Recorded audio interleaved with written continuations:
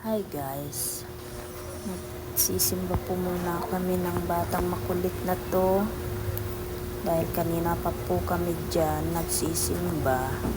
So naisipan po namin na mag-isip kung saan kami pupunta. Ay, sana all may isip.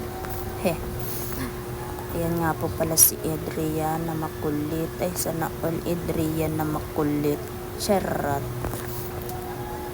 Yan nga po pala, medyo na papagod na daw siya. Ay, sana all napagod.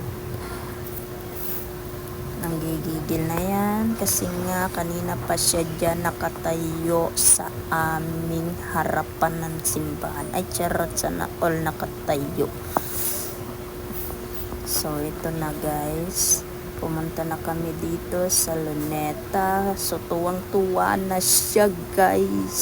So ayan na siya dahil sa mga tubig na gumagalaw at tumatayo. Ay, sana all tumatayo.